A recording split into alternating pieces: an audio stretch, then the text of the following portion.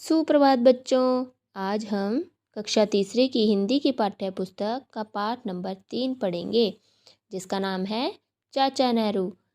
चलिए शुरू करते हैं। आज घर घर में चाचा मौजूद है, पर जिन्हें सारे देश के बच्चों का चाचा होने का गौरव प्राप्त है वे तो थे चाचा नेहरू।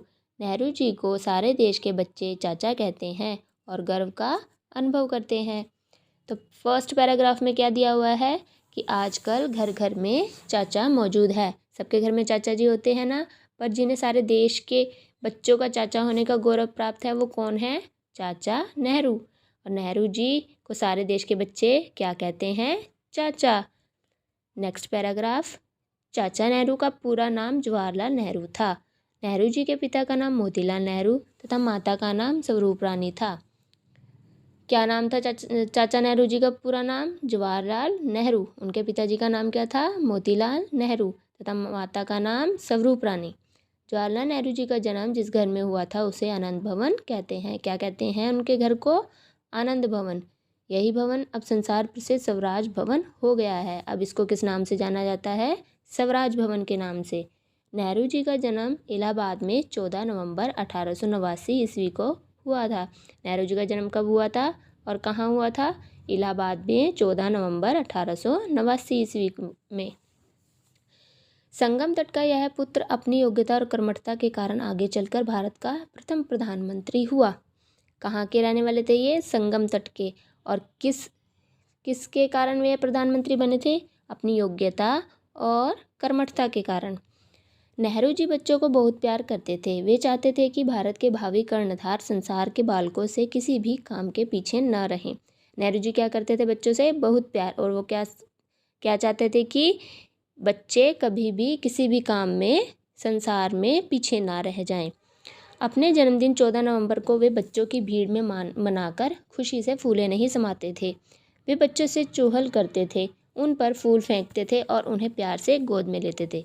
क्या करते थे चाचा नेहरू जी? 14 नवंबर को अपनी 14 नवंबर जन्मदिन वाले दिन भीड़ में खुशी से बच्चों के साथ अपना जन्मदिन मनाते थे और उनके ऊपर फूल बरसाते थे उन्हें प्यार से गोद में लेते थे।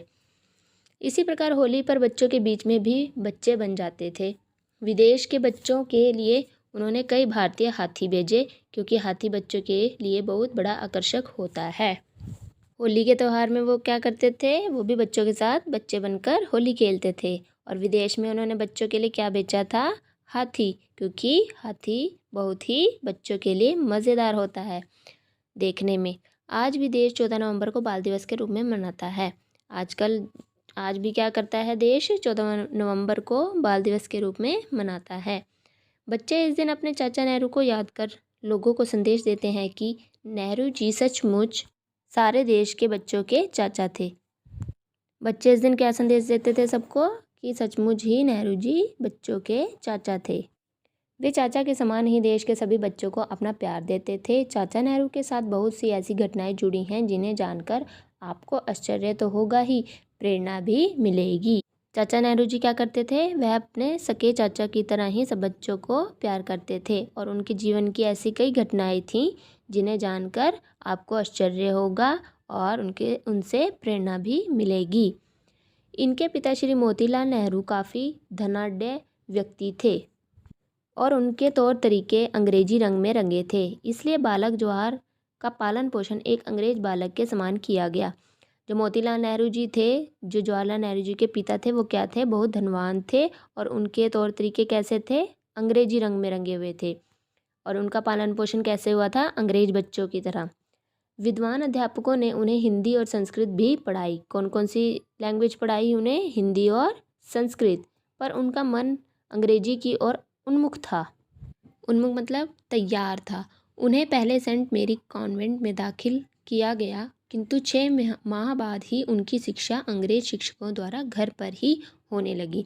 उन्हें पहले कहाँ पर दाखिला दिलवाया गया था? सेंट मेरी कॉन्वेंट स्कूल में, मगर 6 महीने बाद ही उन्हें अंग्रेजी के शिक्षक जो थे वो घर पर आकर पढ़ाने लगे। तो प्यारे बच्चों, यह था हमारा पाठ नंबर 3 चाचा नेहरू। इसका हमने आज आधा भाग पढ़ा है। अगला भाग हम अगले सेशन में पढ़ेंगे। तो आपने अच्छे से यह पढ़ना है और समझना है। धन्यवाद।